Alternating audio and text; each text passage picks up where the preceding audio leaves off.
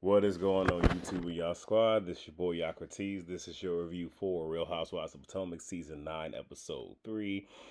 We pick up where we left off with Giselle trying to put the girls out. Stacy says to Ashley, you said be here by 8. It's 8, right? Ashley says, it's 8:04, so no. I don't know why I got a chuckle from that.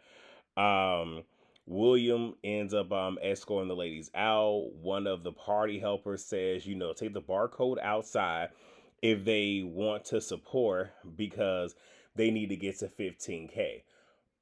My thing is, yeah, if somebody really, really wants to give, they will, but no one's going to want to give when you just pretty much embarrass them and kick them out. I understand principle and all that, but if the if the main thing for this event was raising money, then it's put all your petty differences on the back burner, or at least get the money from them and then deal with them after the fact. I do believe part of it is Giselle really did feel away, but I also feel that she was trying to create a moment, right? So let's see. Vivian joins the girls outside. Ashley rolls up with a QR code, and Jazzy pushes the close button on the door and pretty much tries to close the door on Ashley. And Ashley caught a hold too. I don't know why, but again, this is Ashley being Ashley and doing Ashley. And I was here for Jazzy, and at the same exact time, like don't get, if this is my sprint of a hand, don't get in it. Don't do that. So Mia says, she doesn't want to do drinks, decorate, the house, Giselle's house with the Willy Wonka furniture. I hollered. I ain't even gonna hold you. So we're at Stacy's house 18 hours after the event. Jazzy stops by. Stacy wants to know why Giselle is walking around with security. Do we need security with these girls now? I really want to know, has Stacy watched not all the franchises, but has she watched this franchise? Because several things she done said and did this episode that really makes me go, Because do you need security for this room? Not necessarily, but we not gonna act like Giselle has not had security, especially at a reunion when she did not need it. So, yeah, just gonna throw that out there. Ashley stops by and Stacy, wants the girls to talk. Jazzy calls GNA gangsters and alcohol. I can see why, Jazzy was supposed to get a flute. I wonder what happened that caused her to not get a flute. I really just wonder, but okay. Ray drops off Karen. Jazzy apologizes, for the door incident to Ashley. Ashley like, oh, my arm still hurts. And, the closing of the door was rude, as, well, rude AF. But at the same exact time, come on now, Ashley. We not finna act like you're not rude. And then the whole, oh, my arm still hurts. And Jazzy said, yeah, I recreated it. And the door didn't slam like that. It slammed slow. And Ashley like, oh, well, you didn't know at the time. But here's the funny part. She probably did know the time how many times they had to open and close that door, and it's a push button. It wasn't like she was manually slamming it, but okay. So Ashley confronts Karen, saying she told Giselle on that Wednesday she would not invite the girls, and then Thursday morning decided to, do the exact opposite. Karen said, it was a prestigious moment for her and she wanted to share it with the girls. My thing with Karen is you ain't know this was prestigious beforehand. Again, just say you wanted some get back because of the part. That's all you had to say. Keep it a buck. So Karen brings up the Inquisition, and Ashley says, she was deflecting, which she was. And Karen brings up, Michael pinching people on their bums and whatnot, and even saying how she knows what it is to deflect and not want to answer anything. And she lets her know that, you were being shady with the Uber gift card, and you should have used that money for a consultation to remove, the acorns on your feet. And I'm like, okay, but I'm kind of sitting here like, what? Like, I see what you're doing, but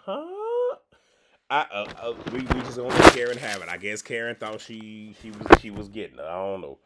So Ashley puts one foot on Stacy's table and then the other foot. Stacy ain't saying nothing right there. Now you would have had to get out. You now because I forget who, somebody asked her, "Do I need to take my shoes off?" What you not finna do is you not finna put your feet and shoe on my table while I eat for we not finna do that.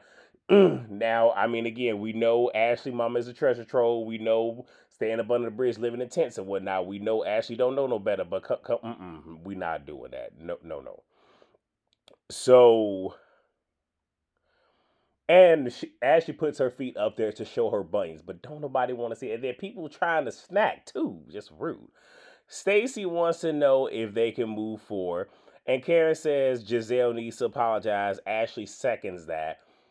At this particular point in time, I'm like, Giselle apologize? We don't see that. Giselle is always the one asking for an apology and trying to make people apologize.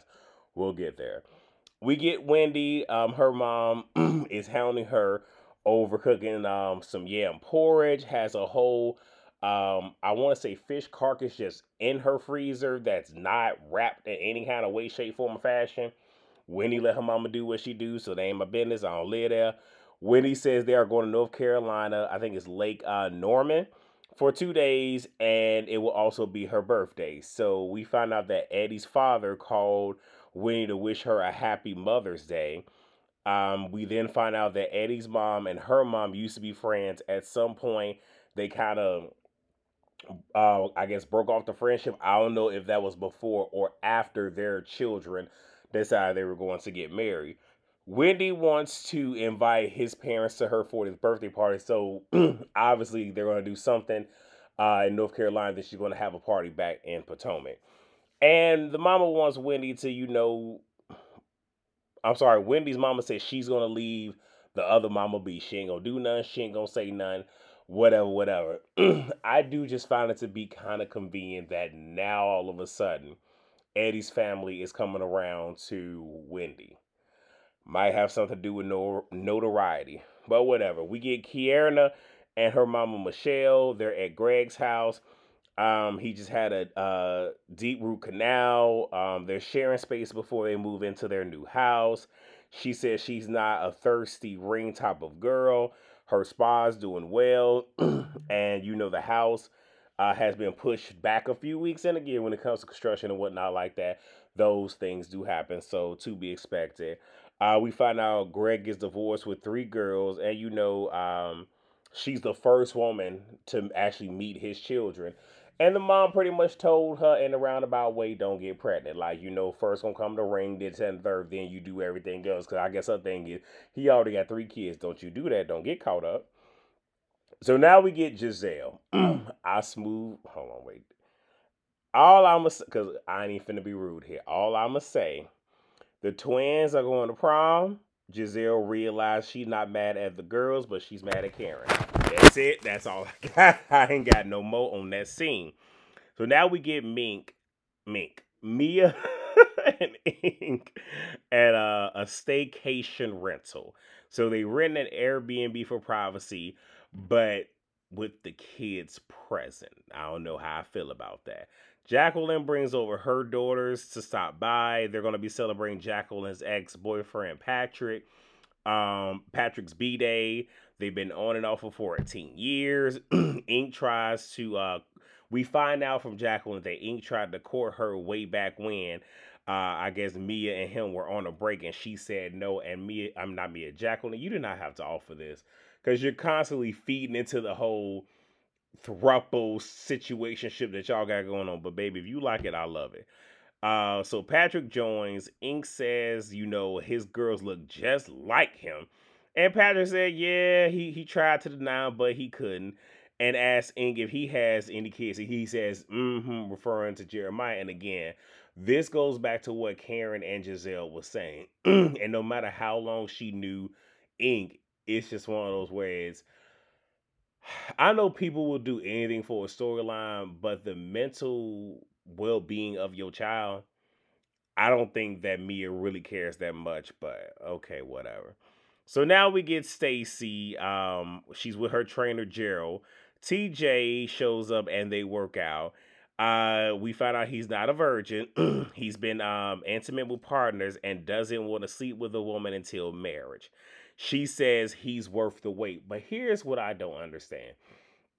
It's clear that she doesn't want to get a divorce. It's clear that she's not over her husband. This is obviously a rebound. And okay, cool. He doesn't want to have sex until he's married, which is perfectly fine. But she says he's worth the wait. You're willing to wait, but you don't want to be 70 waiting to do the do. And it's, I question her mental.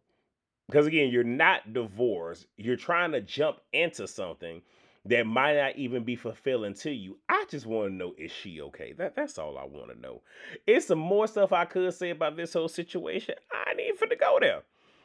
So TJ asked her about, the divorce process. She doesn't want to talk about, the heavy stuff.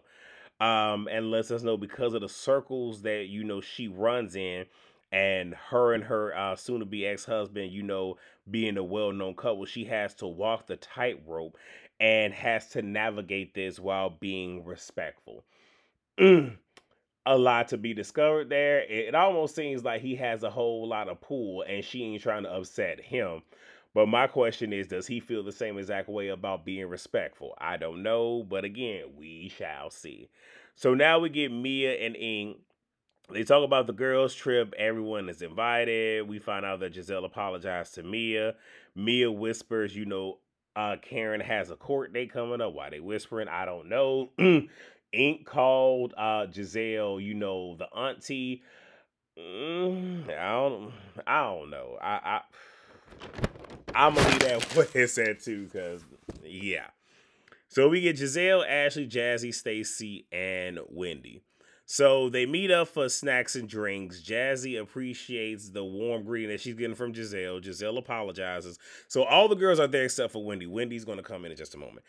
Giselle shifts to Stacy. All right, so now Wendy's there. Giselle shifts to Stacy saying, okay, well, you have 2 kids. She's like, I only have 1. Looking kind of silly. She's divorcing after 16 years. Giselle says, she seems sad because of it, because when she was getting a divorce, at that stage of being at the end, she was happy that it was coming to an end. Stacy pretty much says she will never be happy with a divorce, and I'm guessing everything that comes along with that.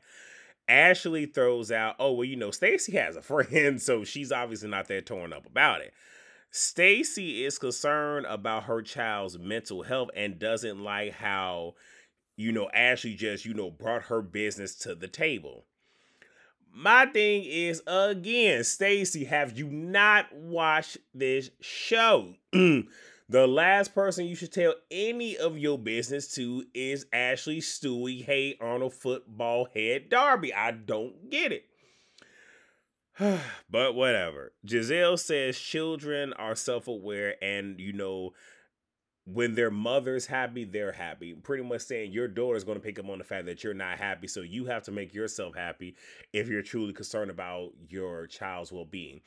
And if you really pay attention, there are times where Giselle will let down her guard and actually have a real conversation, or as some of the girls used to say, a first woman type of conversation with the girls. It's refreshing to have. Again, we're getting a different Giselle this season, but I'm pretty sure the producers came to her just like, you need to do a 360, turn this thing around. So we got the trip. The ladies are getting ready to go. Stacy is going to drive up because she doesn't fly during this time of year because she lost someone to an aviation accident. And this is her way of honoring them. That's cool. So they finally get to North Carolina. Mia and Karen are in one car. Wendy, Giselle, and Jacqueline are in car number 2. Ashley, Kiana, and Jazzy are in car number 3.